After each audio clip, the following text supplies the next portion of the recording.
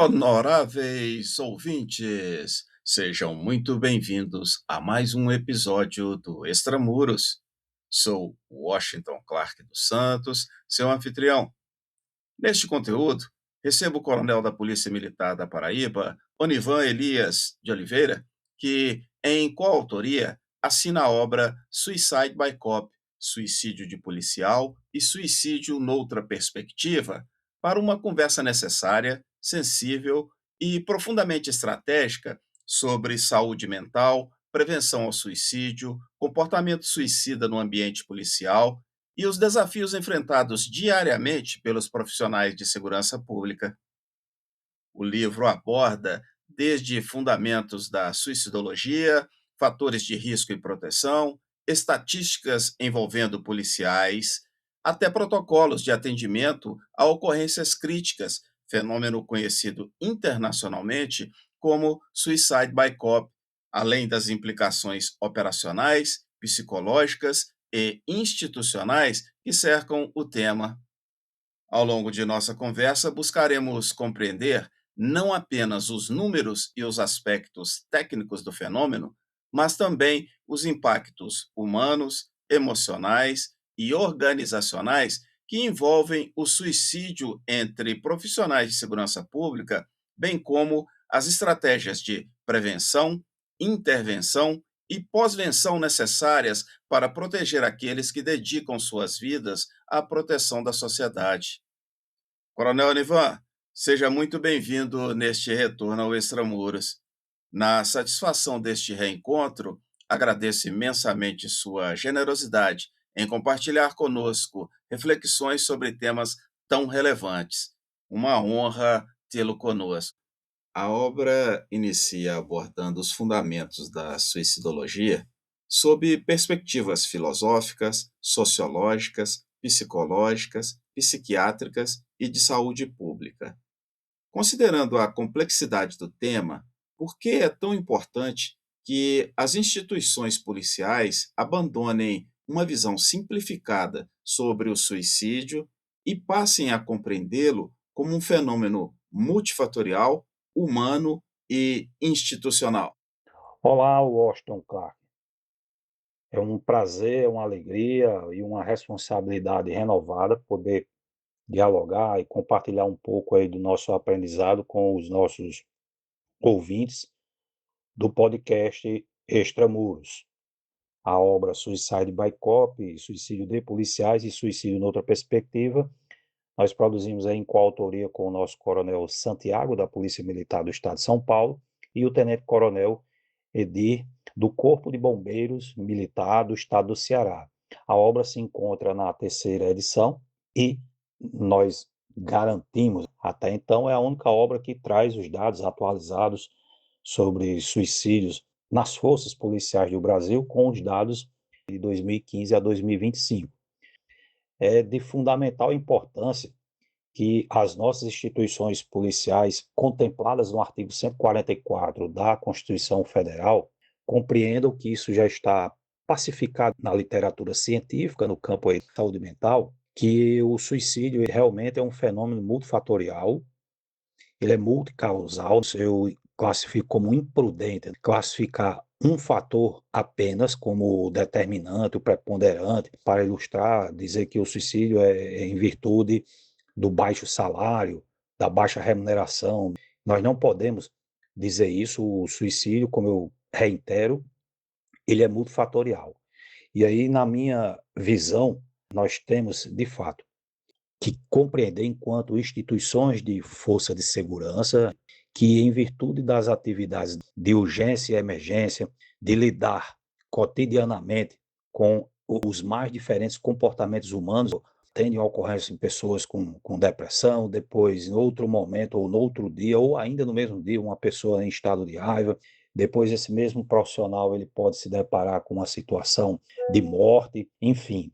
É uma miríade de emoções que não só o operador, propriamente dito, mas o gestor tem que compreender que esse fenômeno ele é multifatorial, multicausal, e a partir dessa compreensão buscar na medida do possível, estimular aos policiais que compreendam que a tríade saúde física, saúde mental e saúde espiritual podem sim contribuir decisivamente para mitigarmos as chances do suicídio. E aí, como também é pacífico na literatura científica, a pessoa que pratica esse ato ou busca praticar na tentativa de suicídio, na essência ele quer matar uma dor, uma emoção, um sofrimento, um sentimento, e não o corpo propriamente dito. Porém, e infelizmente, naquele momento que ele toma aquela decisão, por vezes e muitas vezes, ele não encontra um ombro amigo e um ouvido atento. Então, é de fundamental importância que não só os operadores das forças de segurança, mas os gestores compreendam que o tema suicídio ele é multicausal. E, em sendo multicausal, multifatorial, é importante buscar propiciar ambientes e estruturas que potencializem a saúde mental, a saúde espiritual e a saúde física dos nossos operadores de segurança pública. O livro dedica um capítulo específico ao suicídio nas forças policiais brasileiras, trazendo dados envolvendo polícias militares, civis, penais e forças federais. Na sua avaliação, quais características próprias da atividade policial contribuem para o adoecimento psicológico desses profissionais? A atividade policial, em particular ou em especial, a atividade das polícias ostensivas, por lidarem com as mais variadas situações ou ocorrências, esse policial, ora ele pode estar atendendo uma ocorrência em que a pessoa envolvida está numa situação de depressão, ou seja, está tentando suicídio. No outro momento, esse policial vai atender uma ocorrência que uma pessoa está em surto e totalmente transtornada, agressiva. Outro momento, ele vai ajudar uma pessoa que infelizmente foi vítima de um sinistro de trânsito.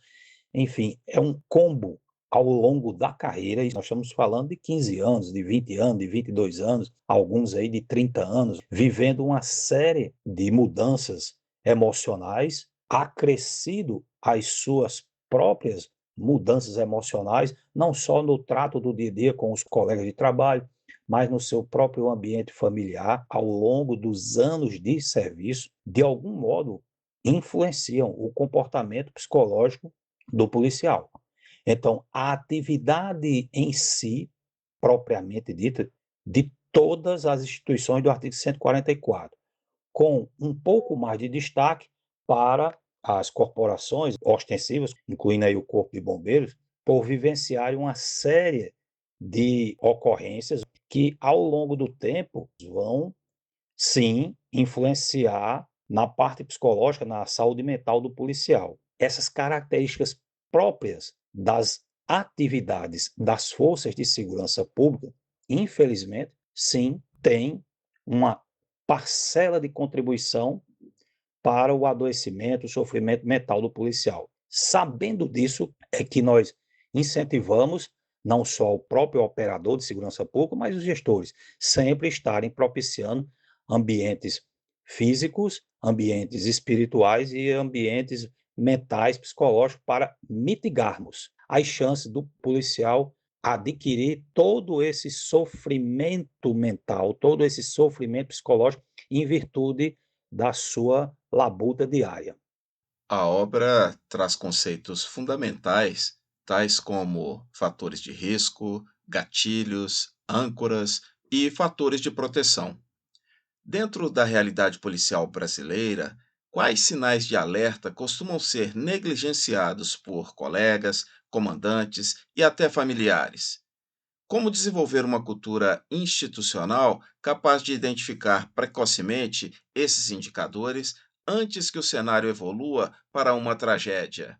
Eu digo que os principais sinais de alerta são as mudanças de comportamento ou a mudança de rotina daquele profissional, né, e eu tenho colocado isso nos nossos cursos, nas nossas aulas, nas nossas palestras, ou uma estratégia, né, também oriunda da programação neurolinguística, que é o trabalho de calibração, que vem a ser acompanhar ou perceber o comportamento, vamos dizer assim, normal daquele colega de trabalho. A partir do momento que ele muda de forma assim abrupta ao longo dos dias, isso deve despertar a atenção dos colegas, do superior hierárquico, dos familiares. Um exemplo ilustrativo, um profissional que é extremamente alegre, brincalhão, faz piada com todo mundo, enfim, e em um determinado dia ou numa sequência de dias, ele passa a ficar mais fechado, mais silencioso. Isso é um sinal de alerta. O contrário também é verdadeiro. Uma pessoa que é, no comum, né, mais calado, mais reservado, e de repente ele vem com muita alegria, muita euforia,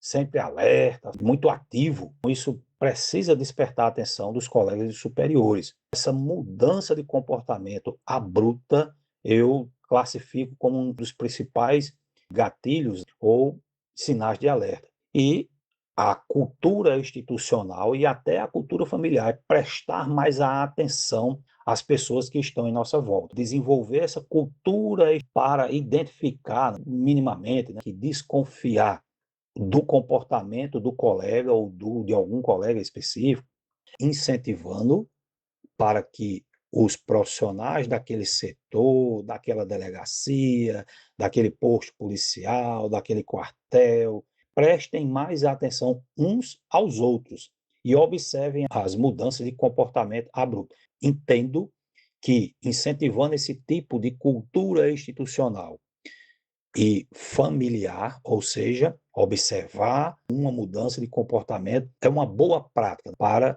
mitigarmos as chances de sofrimento mental e o ato extremo que seria o suicídio. Um ponto impactante da obra é justamente a abordagem do fenômeno conhecido como suicide by cop, situação em que o indivíduo provoca deliberadamente uma intervenção letal das forças de segurança. Como esse fenômeno se manifesta na prática operacional e quais são os principais indicadores comportamentais, verbais e contextuais que podem auxiliar policiais a identificar esse tipo de ocorrência? O suicide by cop é caracterizado pelas cenas em que um indivíduo, de posse de uma arma de fogo real, de posse de um simulacro, de uma faca, pratica ações hostis, deliberadas e planejadas para forçar o policial a usar a força, preferencialmente letal. Em alguns casos, há artigos científicos mostrando que nos Estados Unidos, aproximadamente 10% dos confrontos armados, dos tiroteios, podem ser classificados como um potencial suicide by cop, ou seja, a pessoa ela desejava suicidar, só que não fez ou buscou não praticar pelos atos ou pelos comportamentos mais comuns. E aí o que ele faz? Qual é a conduta, né? Quais são os principais indicadores comportamentais, verbais, que vão auxiliar os nossos policiais? O policial, ao chegar na ocorrência, ordena que a pessoa solte ali a arma que ele está, né? Uma faca, um simulacro, um pedaço de pau, enfim. E mesmo depois dessas vozes de comando, dessas ordens, né, a pessoa continua a resistir verbalmente e ou fisicamente, partindo para agredir ao policial. Então, na medida do possível e de cada contexto, cada ocorrência, se o policial dispuser naquele momento de armas de incapacitação neuromuscular, de espagidor, se ele puder usar isso com segurança para ele e para a equipe, muito bem. Caso não, também de forma análoga, para proteger a si mesmo e a sua equipe, ele deverá usar arma de fogo. Basicamente, esses são os principais contextos que nós podemos orientar a identificar o fenômeno do suicide by cop. Então, na medida do possível, ao identificar um comportamento hostil, na medida do contexto e a própria estrutura física ali do local, por exemplo, se está num beco, o beco tem uma dimensão menor do que uma rua. Então, se você está numa avenida, numa rua larga, grande, enfim, iluminada, o policial pode aumentar a distância dessa pessoa e continuar verbalizando. Já num ambiente mais curto, a exemplo de um beco, né, o interior de uma residência, aí infelizmente o policial, para sua proteção e proteção da equipe, deverá usar aí a força, né, os instrumentos que ele dispõe no momento. Se dispuser de armas de incapacitação neuromuscular, muito bem, interessante fazer uso. Se não tiver este equipamento à sua disposição, então, infelizmente, teremos que usar arma de fogo. Contextos verbais, a exemplo de atire em mim, daqui a pouco eu não estarei mais aqui, eu sou melhor morto, você tem que atirar em mim. São pistas verbais que vão nos indicar um possível suicide by cop. Em termos de estratégia de resposta, é aumentar a distância, se isso for possível e se isso for seguro. É uma tomada de decisão que só o policial que está no local vai ter essa capacidade. Mas o fundamental é ele buscar, ao máximo, manter a sua integridade, manter a segurança dos transeuntes para neutralizar aquela ação. Se a forma como ele empregou a arma de fogo vai ter um resultado letal ou não, aí vai depender de vários fatores. Mas a busca prioritária é pela salvaguarda do policial, da equipe, dos inocentes e do próprio causador do evento crítico. O texto também trata dos protocolos de atendimento a ocorrências envolvendo tentativa de suicídio e crises críticas. Em um país marcado pelo aumento de ocorrências complexas, surtos psicóticos, crises emocionais e até ataques ativos, qual é a importância da capacitação emocional, técnica e comunicacional dos profissionais de segurança pública para reduzir desfechos fatais e ampliar as possibilidades de preservação da vida? Sim, sim, nós estamos, infelizmente, vivenciando no Brasil, nos últimos anos, né, notadamente depois do período pandêmico, um aumento de ocorrências envolvendo pessoas em surto, tentativa de suicídio, suicídio propriamente dito, contexto de violência doméstica, e é fundamental que as instituições do artigo 144 da nossa Constituição Federal, principalmente as polícias militares, guardas municipais, que são as polícias ostensivas, né, o próprio corpo de bombeiros, que vão atender inicialmente essas ocorrências, capacitem cada vez mais os seus efetivos e invistam mais em técnicas de comunicação para acalmar a situação, né, a ocorrência, buscando desenvolver as técnicas ou as ferramentas da escuta ativa, buscando minimizar a possibilidade do uso da força, ainda mais com o efeito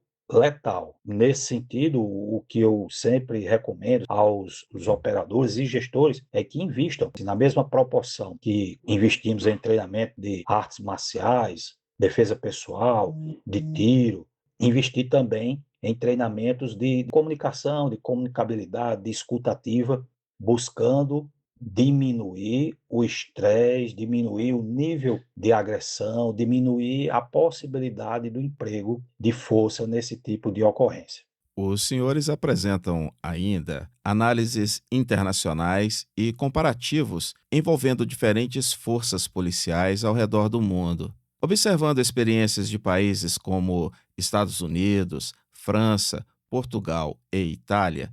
Quais práticas, protocolos ou políticas públicas poderiam servir de referência para o aprimoramento das ações preventivas e do cuidado psicológico dentro das instituições brasileiras? Pelo que nós conseguimos pesquisar, analisar e refletir sobre os protocolos que os demais países, a exemplo aí dos Estados Unidos, França, Portugal, Itália, né, ou seja, as forças de segurança, os departamentos policiais empregam lá. Nós aqui no Brasil também fazemos algo de forma muito similar. Basicamente, os protocolos seguem os mesmos fundamentos, tanto na parte de prevenção, de intervenção e pós-venção, ou seja, os cuidados que nós temos nas nossas polícias basicamente são universais, a exemplo que existem nos outros países. Ao perceber um comportamento diferente do cotidiano daquele profissional, então ele é encaminhado, ou ele vai por iniciativa própria, ou ele vai encaminhado pelo comandante ou pelo seu chefe imediato, ou no caso das polícias militares, a própria justiça militar determina, né, o tratamento ambulatorial, o acompanhamento ou a frequência em grupos de alcoólicos anônimos. São estratégias que a justiça militar também emprega para incentivar, né, o tratamento, o cuidado mental, o cuidado psicológico daquele policial militar, no caso específico, né, na senda das polícias militares, por ele ter cometido alguma transgressão aí de nível disciplinar ou mesmo criminal. Então, isso é uma possibilidade nas forças policiais militares do Brasil. Hoje, as 27 unidades federativas já dispõem, em maior ou menor grau, com uma maior ou uma menor estrutura, de setores de acolhimento, né, os setores aí de atendimento psicossocial, que cada vez mais nós precisamos incentivar os nossos operadores, né, masculinos e femininos, a procurarem esses setores, sempre que tenham a necessidade de uma escuta qualificada, de uma atenção qualificada, ao sentirem qualquer necessidade de ordem, né, ou de cunho psicológico, de cunho mental, que procurem os seus respectivos setores de assistência biopsicossocial. Coronel Nivan, ao final da leitura da obra, fica evidente que o enfrentamento ao suicídio policial exige muito mais do que discursos institucionais ou campanhas sazonais. Requer mudança cultural, preparo técnico, acolhimento e liderança humanizada. Que mensagem deixas aos gestores de segurança pública, aos comandantes e, principalmente, aos próprios profissionais da linha de frente sobre a importância de falar abertamente sobre saúde mental e buscar ajuda sem medo ou estigmatização?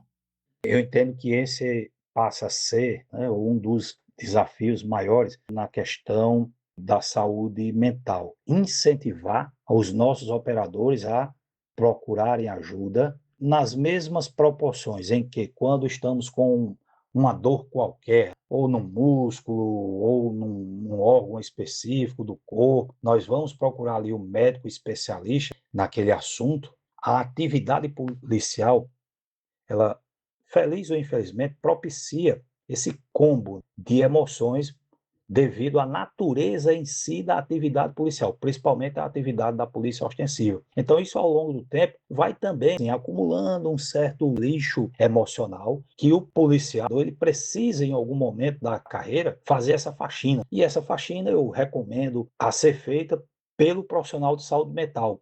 Procurar na sua instituição ou numa instituição parceira a ajuda psicológica, a ajuda de um psiquiatra e cada vez mais trabalharmos para, literalmente, eliminar esse estigma do policial super-homem, do policial super-herói, do policial que não pode chorar, que não pode sentir problemas emocionais. Eu diria que isso é também outro desafio, é quebrar esse estigma e incentivar os policiais a procurarem ajuda. Quando a mente, quando a alma também sente suas dores, é fundamental procurar ajuda especializada. Estamos marchando para o final de nossa conversa, Coronel Onivan. Repriso aqui os meus agradecimentos, parabenizando-os pela relevante e qualificada obra. Deixo este espaço para as suas considerações finais. Grande abraço. Deixo aqui minha mensagem final de incentivo, de estímulo a cada vez mais buscarem uma vida física saudável, uma vida mental saudável e uma vida espiritual. Eu compreendo que quando nós exercemos e executamos bem essa tríade, nós mitigamos bastante a possibilidade do adoecimento psíquico, do adoecimento mental, do adoecimento espiritual e, por que não dizer, até o adoecimento físico. Nesses termos, querido Washington, eu agradeço novamente por essa oportunidade de refletir e compartilhar um pouco com os nossos honoráveis ouvintes e me coloco à disposição para novos aprendizados. Permaneçam com Deus, procurem cuidar da saúde física, mental e espiritual. Até breve. Honoráveis ouvintes, este foi mais um episódio do Extramuros. Sou Washington Clark dos Santos, seu anfitrião. Acesse nosso website e saiba mais sobre este conteúdo. Inscreva-se e compartilhe o nosso propósito. Será um prazer ter a sua colaboração. Pela sua audiência, muito obrigado e até a próxima!